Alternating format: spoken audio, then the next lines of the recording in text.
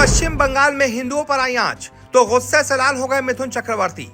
अमित शाह के सामने मिथुन ने लगा दी ममता दीदी की क्लास। गुस्से में बोले मिथुन चक्रवर्ती, मैं होम मिनिस्टर साहब के सामने बोल रहा हूं। मुर्शिदाबाद में टीएमसी विधायक हुमायूं कबीर ने कहा था, हिंदुओं को काटकर भागीरथी नदी में बहा देंगे। यहाँ हमारी आबादी 70% है और हिंदुओं की आबादी 30%। तो कान खोलकर सुन लो, हम भी तुम्हें काटकर तुम्हारी जमीन में गाड़ देंगे। अगर तुम हमारे पेड़ का एक फल तोड़ोगे तो हम तुम्हारे पेड़ के 4 फल तोड़ देंगे। कुछ भी करेंगे, कुछ भी।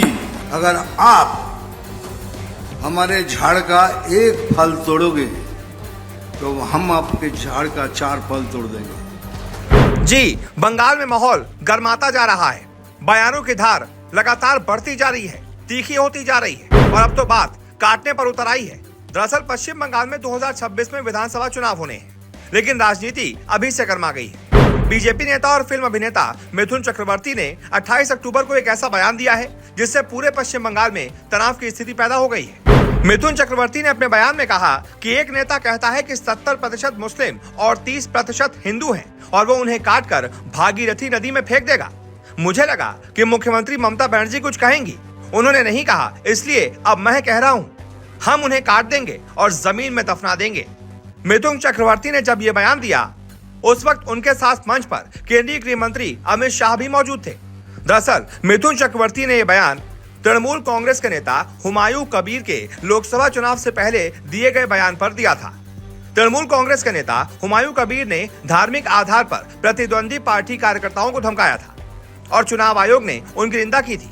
हुमायूं कबीर ने बीजेपी कार्यकर्ताओं को उन्हें काटकर जमीन में गाड़ देने की बात कही थी। 2 ঘন্টার মধ্যে তোমাদেরকে যদি ভাগীরথীর গঙ্গায় না ফেলতে পারি, রাজনীতি থেকে সরে যাব, শক্তিপুর এলাকায় বসবাস করা বন্ধ করে দেব। इस पर मिथुन चक्रवर्ती गुस्से से लाल हो गए और उन्होंने कहा कि वो बंगाल का चुनाव जीतने के लिए कुछ भी करेंगे। जो लोग उन्हें गाड़ने की बात कह रहे हैं, मिथुन चक्रवर्ती उन्हें काटकर उन्हीं की जमीन में गाड़ देंगे।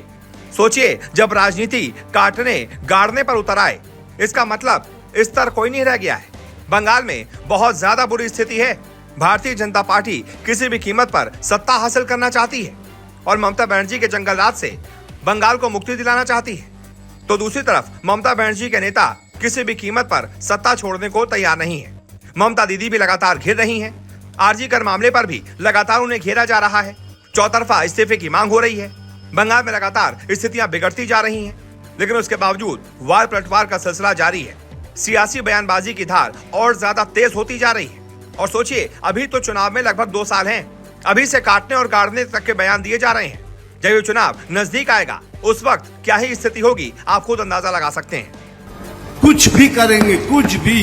अगर आप हमारे झाड़ का एक फल तोड़ोगे तो हम आपके झाड़ का 4 फल तोड़ देंगे। यही बात है, यही सच्चाई है। नहीं तो हम कभी जीत नहीं पाएंगे। ये हमको मारेंगे, हमारे भारतीय हिंदू वोटर्स को वोट नहीं करने देंगे और उसी तरह वो जीतेंगे।